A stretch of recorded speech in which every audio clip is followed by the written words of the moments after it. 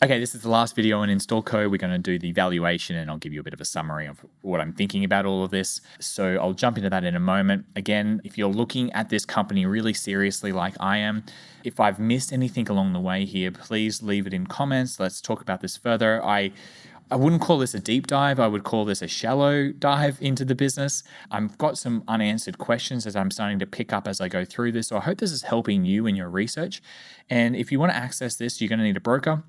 Interactive Brokers is the broker that I use. It has Instalco on there. So if you're wanting to invest in this business, you're going to need them, I think, and they're the best broker out there anyway. Link in the description for that. Let's jump into some valuations now. So the first valuation I'm going to look at is a DCF, so a discounted cash flow. And I think it's probably fair, maybe.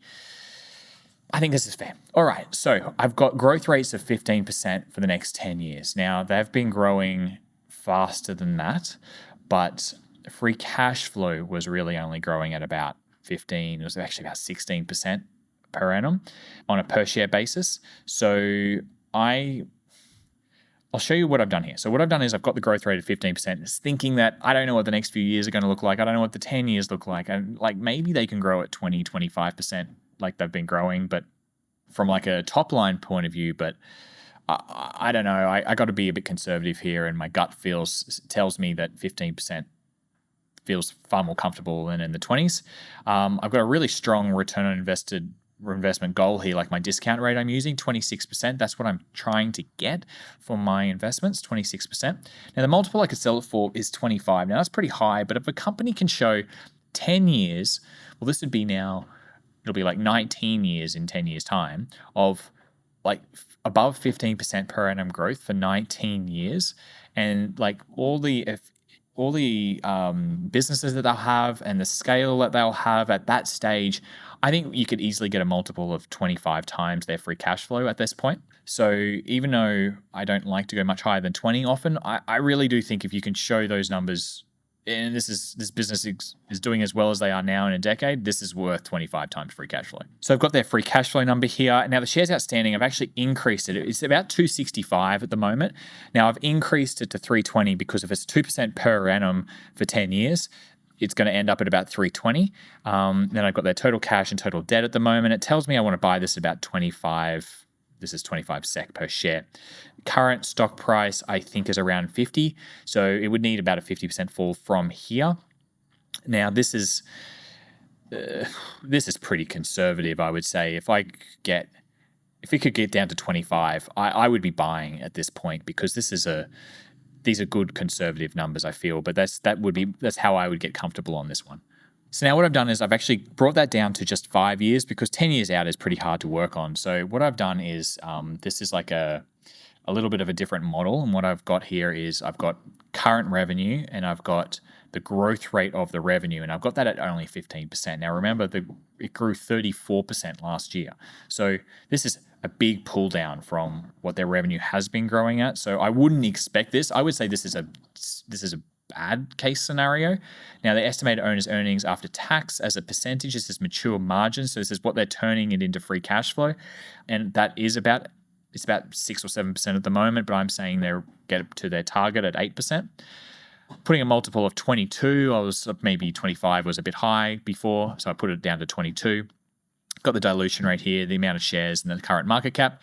And it's telling me that over the next 5 years, with those expectations, I could probably get somewhere around 20% compound annual growth rate. 20% is strong. So this is looking quite promising, I would say, even at the current price. Now what I've done here is just increase the growth rate to 20%. Like I said, it's been growing higher than that, but 20% over 5 years, I think, is plenty. We can have a bad year or two and still probably be okay here. Kept everything else the same, and we're talking a compound annual growth rate now of about 25% at current market price. That's current enterprise value. So 25% compound annual growth rate is nothing to joke about. That's an interesting number. So why that differs from my DCF is because this is 5 years and last one was 10 years. This is just a little bit of a different way to look at it. What I do is I sort of balance them all together. So I was also chasing 26% in the DCF, but over 10 years, so that's a lot harder to do. So that's where there's a bit of a difference there. All right, so let me try to summarize the last couple of videos up here. Firstly, I like the business. I think the runway is really long. I think return on invested capital is always going to be attractive because of the industries they're in. I don't think these small businesses ever going to demand high multiples for acquisition costs, so I think that's a positive. I think there are plenty of similar trade industries to expand into. There's a lot of niches out there in this space. Yeah, so I think the runway is big, which is great. Return on invested capital is strong, which is good. So I do think management have been focusing on the right things so far as well. So far, so good. I like that Pierre has the active chairman is the largest shareholder as well. So that has alignment of interest. I think so far so good from a management point of view.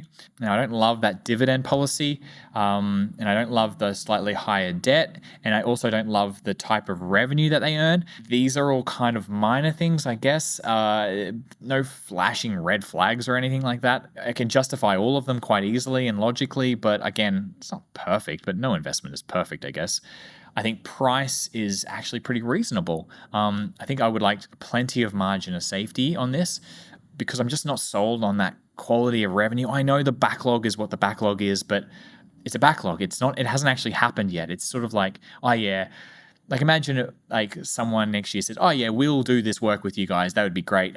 Yeah, here's our order, but come next year. Things change in business all the time. That business goes out of business. Like prices change along the way. They say, oh look, can you put it off for another year? We're not quite ready. Like the backlog is a number that I would argue is not set in stone. Therefore, I'm not that comfortable with the revenue quality.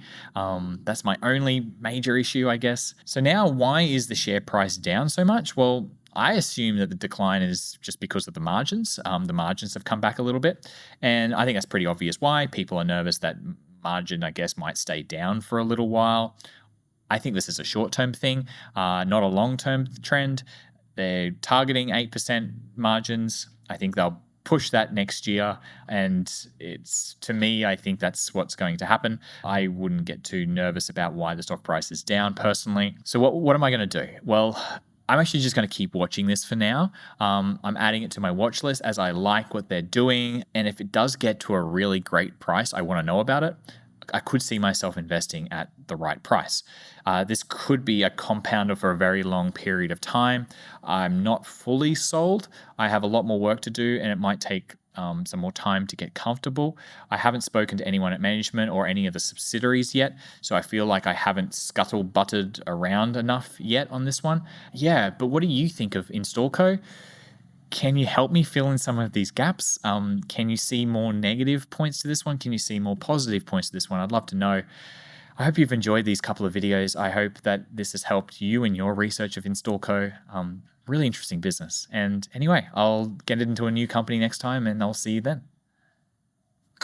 Cut. It's getting dark.